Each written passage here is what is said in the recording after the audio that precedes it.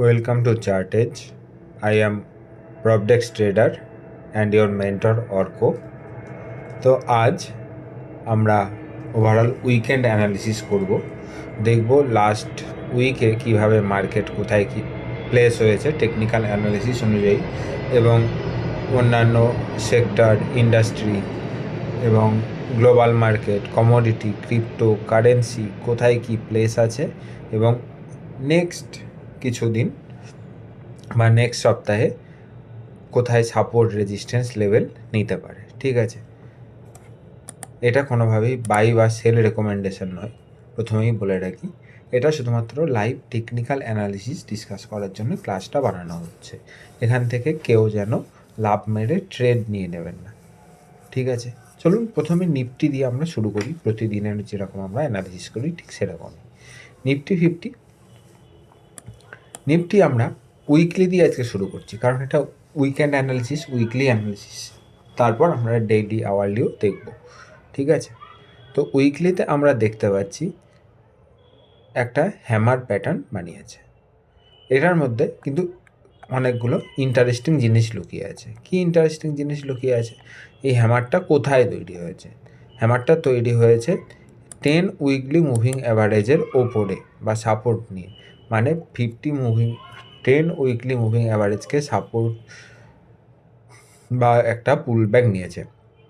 আগের সপ্তাহে আমরা অল টাইম হাই দেখেছিলাম, এই সপ্তাহেও কিন্তু মার্কেটকে অনেকটা স্লিপ হতে দেখেছি। প্রায় 25,700 কাছাকাছি কিন্তু স্লিপ হয়েছে। এই সপ্তাহের লো হলো 25,693, মানে 25,700 approx.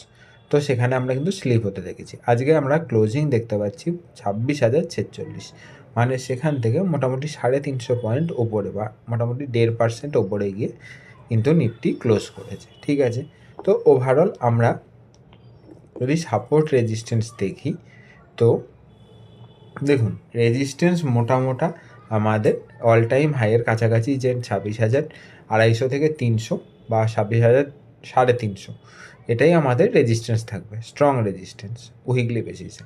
And the support is 25,800। Why? কারণ এখানে 10 উইকলি মুভিং অ্যাভারেজ আছে। এবার 10 উইকলি মুভিং অ্যাভারেজকে কিন্তু সুন্দরভাবে আমরা দেখছি কন্টিনিউয়াস বেসিসে। আগেও একবার নভেম্বরেও দেখেছি যে সাপোর্ট নিয়ে উঠেছে, এখনও দেখছি যে সাপোর্ট নিয়ে উঠেছে। ঠিক আছে, তবে যদি 25,800 ব্রেক করে তাহলে কিন্তু আমরা নিচের লেভেল দেখতে পারবো। ঠিক আছে, ওভারঅল ভিউ কি? ওভারঅল ভিউ হলো সাইডওয়েজ টু বুলিশ, কারণ নিচে থেকে একটা আমরা স্ট্রং রিকভারি দেখেছি, সেই জন্য বুলিশ ওয়ার্ডটা একটু কশিয়াসলি ইউজ করছি। মোটামুটি সাইডওয়েজ একটা ভিউ আছে, কিন্তু যেহেতু উইকেন্ডের দিকে মানে শেষ দুদিন আমরা একটা 50 মুভিং অ্যাভারেজ থেকে বাউন্স ব্যাক দেখেছি, সেহেতু একটা বুলিশনেসও কিন্তু দেখতে পারি। কিন্তু আর একটা জিনিস পেন পয়েন্ট আমাদের দেখতে হবে, সেটা হলো যে উপর থেকে একটা ট্রেন্ড লাইন আসছে। ঠিক আছে, তো ট্রেন্ড লাইনটা কোথায় আসছে এটা আমরা আওয়ারলিতে গিয়ে আরেকটু ভালোভাবে দেখব। ঠিক আছে, তো ডেইলিতে আমরা দেখছি যে আজ একটা গ্যাপ আপ ওপেন হয়েছিল 10 এবং 20 মুভিং অ্যাভারেজের ওপরে, এবং তার ওপর বাজার চলেছে আজকে। ঠিক আছে, মোটামুটি, এবং ক্লোজ দিয়েছে কোথায়? একদম আজকের ক্যান্ডেলের হাইয়ের কাছাকাছি কিন্তু বাজার ক্লোজ দিয়েছে, সেটা কিন্তু আমাদের মনে রাখতে হবে।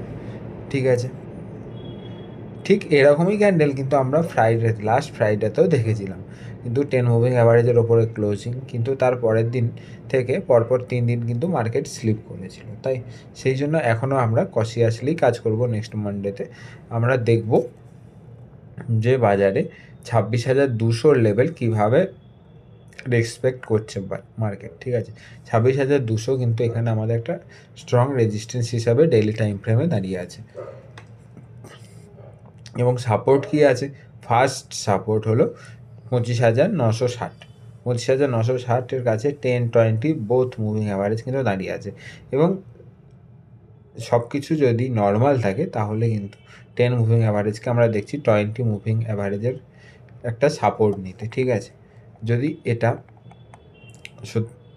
পিসফুলি যদি প্লেস হয় এবং যদি ঠিকভাবে চলে, এটা কিন্তু একটা পজিটিভ সাইন। ঠিক আছে, এটার নিচে কোথায় আমাদের রেজিস্ট্যান্স আছে? এটার নিচে কিন্তু রেজিস্ট্যান্স আছে অনেক নিচে, 25,750, যেখানে আমাদের 50 মুভিং অ্যাভারেজ দাঁড়িয়ে আছে। আওয়ারলিতে আসি। আওয়ারলিতে আমি যেটা একটু আগে বলছিলাম সেটা হলো এই যে একটা ট্রেন্ড লাইন কিন্তু প্লেস আছে। ঠিক আছে, ট্রেন্ড লাইন, এই যে ডাউন ট্রেন্ড লাইন, এটা কিন্তু খুব একটা পজিটিভ সাইন নয়, কারণ এই যে ডাউন ট্রেন্ড লাইন, এখান থেকে মার্কেট নিচে আসার প্রবাবিলিটি বেশি। কিন্তু আজকে যেহেতু উইকেন্ড, সেহেতু এবার উইকেন্ডে কী ধরনের ডেভেলপমেন্ট হয় nation wide and global wide, সেটাও একটু আমাদের নজরে রাখতে হবে। এবং আমরা দেখব যে যদি খুব বড় গ্যাপ আপ যদি ওপেন না হয়, যদি কোনো রকম মেজর চেঞ্জ না হয়, তাহলে এখান থেকে কিন্তু একটা নিচে আসার প্রবাবিলিটিও কিন্তু থেকে যাবে। ঠিক আছে, এবং যদি গ্যাপ আপ হয়ে ওপেন হয়, তাহলে কিন্তু ট্রেন্ড লাইনটা একটা সাপোর্ট হিসাবে কাজ করবে। ওকে, যদি 15 মিনিটের চার্ট দেখি, তাহলে আমরা কি দেখতে পাবো? মার্কেট প্রথম হাফ অ্যান আওয়ারে একটা ওপরের দিকে একটা ওঠার চেষ্টা করেছে, অলমোস্ট আমরা দেখতে পাচ্ছি 960 থেকে 40, মোটামুটি 70-80 পয়েন্ট। তারপরে স্লিপ করেছে, স্লিপ করার পর কিন্তু একটা কনসলিডেশনের পর একটা সুন্দর আমরা কিন্তু একটা র্যালি পেয়েছি। ঠিক আছে, মোটামুটি 100 থেকে 120 পয়েন্টের একটা মোটামুটি আমরা র্যালি পেয়েছি এই সকাল 11টা থেকে 12টার মধ্যে। ঠিক আছে, এবার যদি কেউ ইন্ট্রাডে প্লেয়ার হয়, তারা প্লে করতে পারে। এবার ইন্ট্রাডে আমি খুব একটা বেশি অ্যানালিসিস এখনও করি না, কারণ intraday is not a beginners game. সেই জন্য এখনও যতক্ষণ না আমরা টোটাল টেকনিক্যাল অ্যানালিসিসের ক্লাস আমরা কমপ্লিট করছি, ততদিন পর্যন্ত ইন্ট্রাডে সম্পর্কে ডিসকাস করাটা একটু মেকি হয়ে যাবে। ঠিক আছে, সেই জন্য এখনও পর্যন্ত আমরা সেইভাবে ডিসকাস করছি না, হয়তো ইন ফিউচার করলেও করতে পারি, সেটা তখন দেখা যাবে, ভবিষ্যৎ বলবে। এবার বাকি আমরা সেক্টরগুলো এবং ব্রডার মার্কেটটা দেখে নিই। ইন্ডিয়া ভিক্স অলমোস্ট 10-এর কাছে এসে দাঁড়িয়ে আছে, 10.1। ভিক্সের একটা আমরা ক্র্যাক এখানে দেখতে পাচ্ছি। তো এটা ইকুইটি মার্কেটের জন্য কোনোভাবেই খারাপ নিউজ নয় এবং একটা স্টেবল নিউজ, কিন্তু বাজারে একটু ভলিটিলিটি থাকা ভালো, তাতে বাজারের মুভমেন্টটা আরও ভালোভাবে পাওয়া যায়। কারণ লো ভিক্সে মার্কেট খুব একটা ভালো রিয়্যাক্ট করে না, বা এফও কন্ট্রাক্টে বিভিন্ন রকম ইলিকুইডিটি আমরা দেখতে পারি। ঠিক আছে, মিড ক্যাপ আজকে 1.18% আপ মুভ দিয়েছে। তার থেকেও বড় কথা হলো 50, 20 এবং 10 সমস্ত মুভিং অ্যাভারেজকে কিন্তু ক্রস করে উপরে ক্লোজিং দিয়েছে। এবার এটা যদি কন্টিনিউয়েশন থাকে, তাহলে কিন্তু এখান থেকে আমরা একটা সাইডওয়েজ একটা মুভ পেতে পারি। ঠিক আছে, কিন্তু নেক্সট উইকও আমাদের এখানে নজর রাখতে হবে বা ট্র্যাকে রাখতে হবে। এখনই যে আমরা এখান থেকে ভিউটা চেঞ্জ করে বেয়ারিশ থেকে বুলিশ করে দেবো, সেটা কিন্তু না। এখন বেয়ারিশ থেকে সাইডওয়েজ ভিউ হয়েছে, সেটা নো ডাউট, কিন্তু এখনও কিন্তু বুলিশনেস কিন্তু মার্কেটে আমি দেখতে পাচ্ছি না। আজকের ক্যান্ডেলটা বুলিশ, কিন্তু আরও 1-2 দিন আমাদের ট্র্যাকে রাখতে হবে। স্মল ক্যাপ এখনও পর্যন্ত সমস্ত মুভিং অ্যাভারেজের নিচেই আছে। আজকে একটা পুল ব্যাক দিয়েছে, সেটা ঠিকই, কিন্তু সমস্ত মুভিং অ্যাভারেজের নিচে আছে, সেহেতু এটাকে আমরা ডাউন ট্রেন্ডের পুল ব্যাক হিসাবেই দেখব। ওকে, মাইক্রো ক্যাপও তাই। মাইক্রো ক্যাপের তো সেরকম কোনো আমরা চেঞ্জ দেখতেই পাচ্ছি না, তো সমস্ত মুভিং অ্যাভারেজের নিচে প্লেস আছে। তো এখানে একটা ডাউন ট্রেন্ডের একটা পুল ব্যাক এই হিসাবেই কিন্তু আমরা এখন এটাকে দেখব। আরেকটা জায়গা আমরা ব্যাঙ্ক নিফটিতে আমরা কি দেখছি, যে নিফটিতে যেটা আমরা দেখলাম যে ট্রেন্ড লাইন, ব্যাঙ্ক নিফটিতেও কিন্তু সেম ট্রেন্ড লাইন একইভাবে আসছে, এবং ব্যাঙ্ক নিফটি অলমোস্ট আজকের যে ট্রেন্ড লাইন সেখান থেকেই ফল করছে। ঠিক আছে, এই যে ব্যাঙ্ক নিফটিতে আজকের যে ট্রেন্ড লাইন সেখান থেকেই কিন্তু পড়েছে,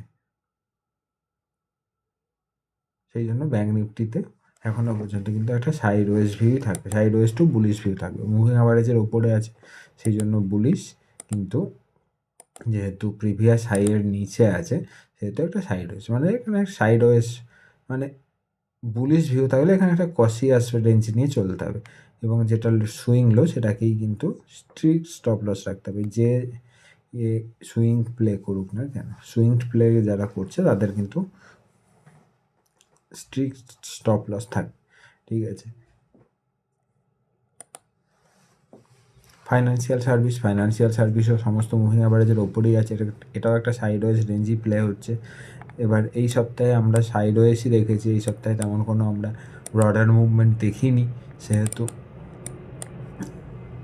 এবং এখানে একটা মোটামুটি এমন একটা জায়গায় প্লেস আছে যেখান থেকে বোথ সাইডে যেতে পারে, মানে বুল সাইডেও যেতে পারে, বেয়ার সাইডেও যেতে পারে। তবে এখানে সাইড ওয়েজ থেকে এখনও পর্যন্ত আমরা এখানে নন ডাইরেকশনাল মার্কেটই প্লে হচ্ছে, কিন্তু নিফটি আইটি একটা পজিটিভ দিকে যাওয়ার চেষ্টা করছে।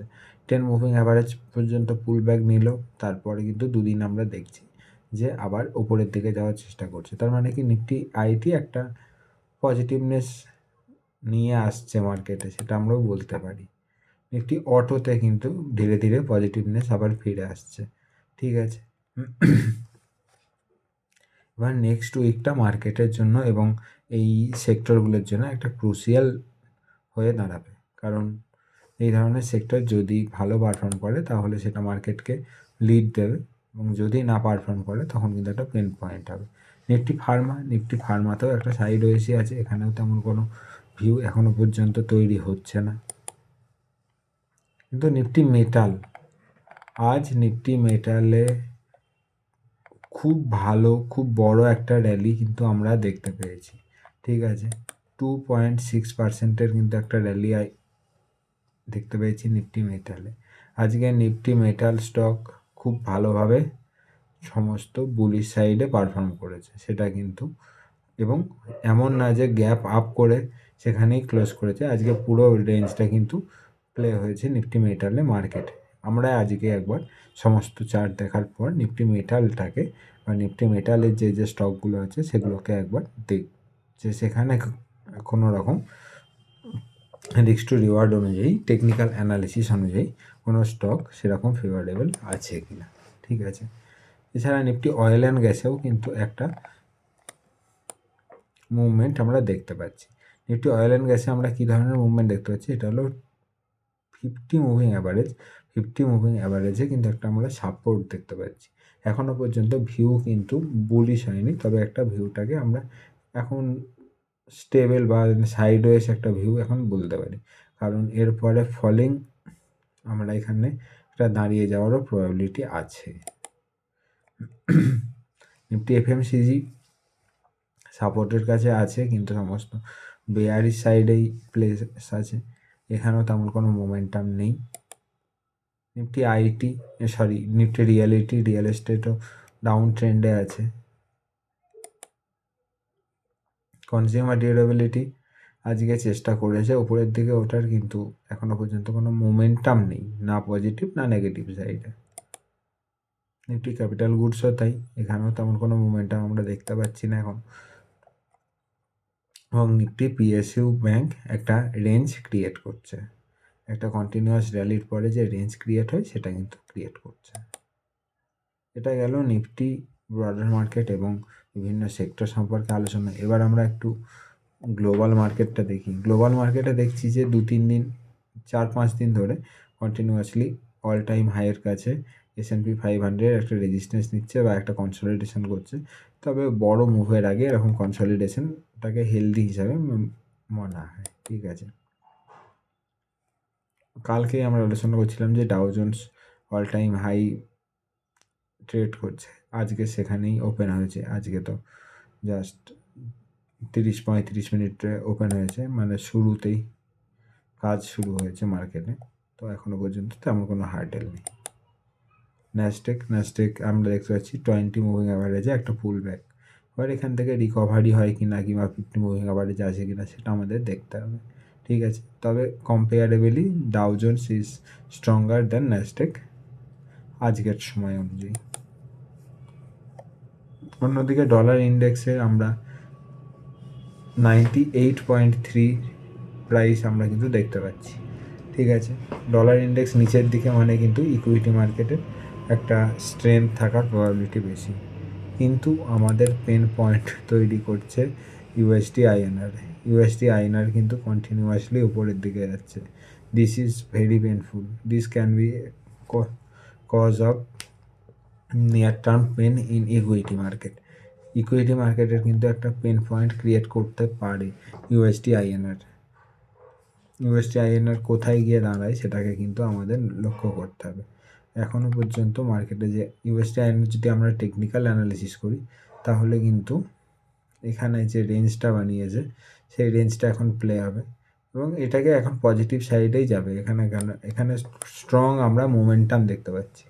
একটা স্ট্রং মোমেন্টামে থাকা ইন্ডেক্স বা চার্ট সেটাকে উইকনেস কিন্তু আনার জন্য একটা ফোর্সের প্রয়োজন হয়। সেই ফোর্সটা কিন্তু আমরা এখানে তেমন লক্ষ্য করছি না। ঠিক আছে, যতদিন না তেমন কোনো স্ট্রং ফোর্স দেখছি ততদিন পর্যন্ত কিন্তু ইন্ডিয়ান রুপি উইক হওয়ার প্রবাবিলিটি বেশি। ঠিক আছে, এটা গেল কারেন্সি। গোল্ডে আমরা আজকে একটা স্ট্রং মোমেন্টাম কিন্তু দেখতে পেয়েছি এবং কিন্তু অল টাইম হাইয়ের কাছে কিন্তু চলে গেছে গোল্ড আজকে কিন্তু 2% প্লাস আছে এখনও পর্যন্ত।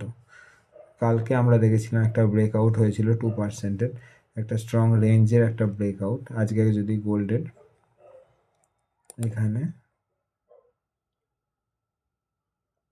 যদি রেঞ্জ প্লে হয় তো আমরা দেখব যে নিয়ার টার্ম সাপোর্ট আমরা কোথায় দেখতে পারি, তো নিয়ার টার্ম টার্গেট আমরা কোথায় দেখতে পারি।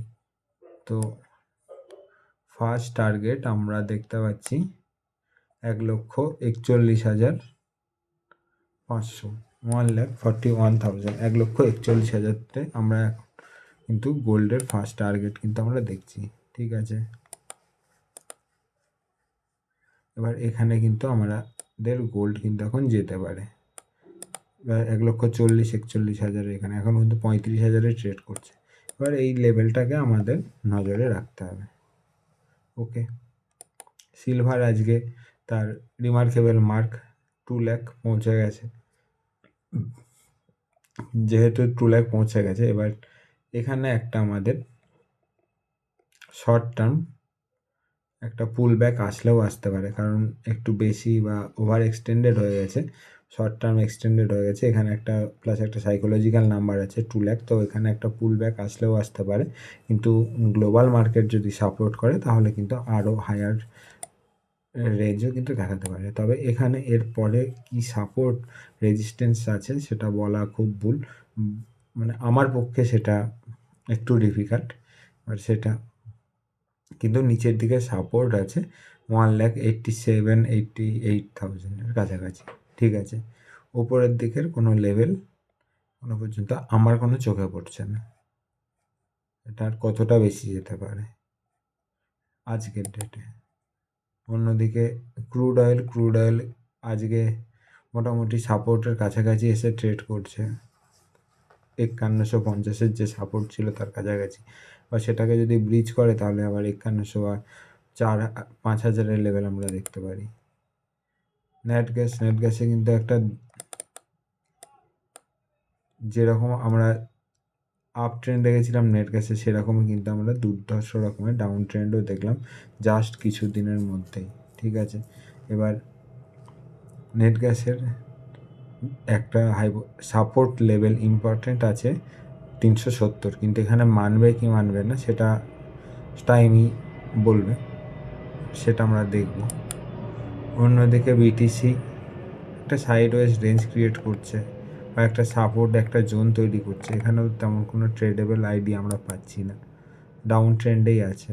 এবার ইথেরিয়াম এখনও পর্যন্ত ডাউন ট্রেন্ডে আছে, 200 মুভিং অ্যাভারেজ থেকে একটা রেজিস্ট্যান্স নিয়ে এখনও পর্যন্ত 10, 20, 50 মুভিং অ্যাভারেজের মাঝে একটা ট্রেড করছে, এটাও কিন্তু একটা নন ট্রেডেবল জোনেই আছে।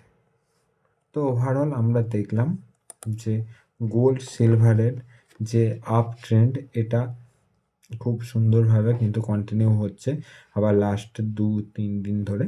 অন্যদিকে মার্কেটে একটা টাইপ অফ পুল ব্যাক আমরা দেখতে পেয়েছি, কিন্তু সেটাকে আর একটু ওয়েট করতে হবে দেখার জন্য। একটা সেক্টর সেখানে আমরা খুব বড় মোমেন্টাম পেয়েছি, সেটা হলো নিফটি মেটাল। তো নিফটি মেটালের আমরা একবার ইন্ডেক্স বা কিছু স্টক একবারে দেখার চেষ্টা করব যে নিফটি মেটাল থেকে আমরা তেমন কোনো রিস্ক টু রিওয়ার্ড ফেভারেবল বা নিফটি এক কথায় নিফটি মেটালের যে স্টকগুলো আছে সেগুলো কিভাবে প্লেস আছে। নিফটি মেটালের মধ্যে আদানি এন্টারপ্রাইজ তেমন কোনো মুভমেন্ট, জেএসডব্লিউ স্টিল যেটা নিফটি মেটালকে অলমোস্ট লিড করে সেটা কিন্তু সমস্ত মুভিং অ্যাভারেজের নিচে আছে। অন্যদিকে টাটা স্টিল কিন্তু 200 মুভিং অ্যাভারেজকে টাচ করে কিন্তু দুদিনে আমরা একটা ভালো মুভমেন্ট কিন্তু আমরা দেখতে পেয়েছি। ঠিক আছে, কিন্তু এখানে বাই করবেন কি না সেটা সম্পূর্ণ আপনাদের ডিসিশন, আপনারা নিজেদের অ্যানালিসিস করে তবেই আপনারা সেটা করবেন। ঠিক আছে, জেএসডব্লিউ জিন্দাল স্টিল সেটাও কিন্তু সমস্ত বিভিন্ন মুভিং অ্যাভারেজের মাঝামাঝি একটা জায়গায় ট্রেড করছে, এখান থেকেও আমাদের কোনো ভিউ পাচ্ছি না। তবে হিন্ডালকো একটা স্ট্রং মোমেন্টামের মধ্যে আবার ফিরে আসছে, বেদান্তা আবার অল টাইম হাই টাচ করছে, সেল সেল কিন্তু একটা সাইডওয়েজ রেঞ্জের মধ্যেই আছে। অন্যদিকে এনএমডিসি ট্রাই করছে ওপরের দিকে অল টাইম হাইয়ের কাছাকাছি যাওয়ার, কিন্তু এখনও পর্যন্ত কিছু হার্ডেল আছে, সেগুলোকে কিন্তু ক্রস করতে হবে। হিন্দ জিঙ্ক আজকের one of the great mover of the metal sector, কারণ হিন্দ জিঙ্কে গোল্ড সিলভারের র্যালিটাও কিন্তু প্লে হয়। ঠিক আছে, তো সেই ক্ষেত্রে হিন্দ জিঙ্ক কিন্তু একটা স্ট্রং। কিন্তু এখানে একটা জিনিস আমরা দেখব, সেটা হলো হিন্দ জিঙ্কের চার্টে 11ই ডিসেম্বর 2025 এটা কিন্তু আগস্ট 2024-এর লেভেলকে ক্রস করছে। ঠিক আছে, এই আগস্ট 2024-এর লেভেলকে যদি ক্রস করে এর উপরে যদি ক্লোজ করে কিংবা এখানে যদি একটা কনসলিডেশন দেখায়, এটা কিন্তু স্টেজ 1 থেকে স্টেজ 2 এর দিকে কিন্তু চলে যাবে। ঠিক আছে, কিন্তু স্টেজ 2 ব্রেকআউট কিন্তু আমরা দেখতে পাবো।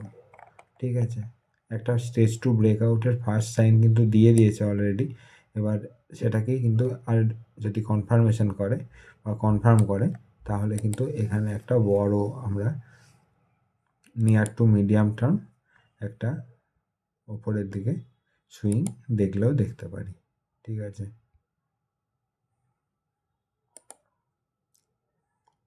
অন্যদিকে National Aluminium all time high, বিভিন্ন মেটালের মধ্যে বিভিন্ন স্টক আমরা দেখছি যে 52 উইক হাইয়ের মধ্যে আছে, যেমন এই হিন্দ কপারও তাই 52 উইক হাইয়ের মধ্যেই আছে।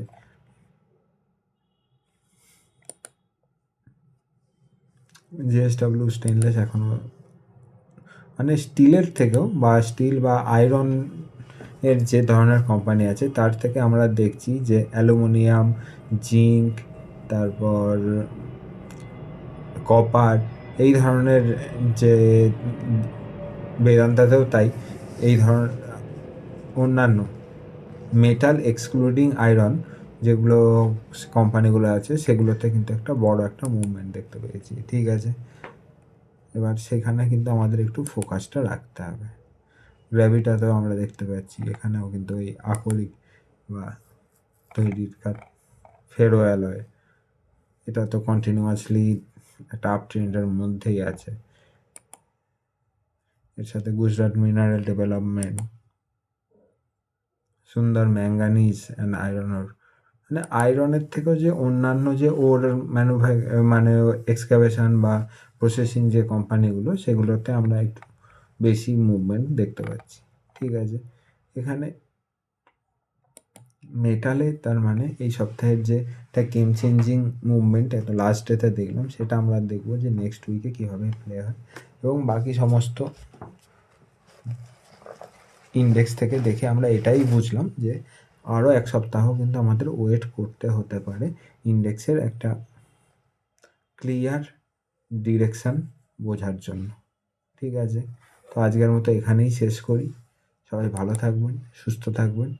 আবার সোমবারে আমরা ডেইলি মার্কেট অ্যানালিসিস এর ক্লাস নিয়ে উপস্থিত হব। ততক্ষণ পর্যন্ত বাই, এবং সবাই টেকনিক্যাল অ্যানালিসিসের ক্লাসগুলো মন দিয়ে করবেন। ঠিক আছে, বাই।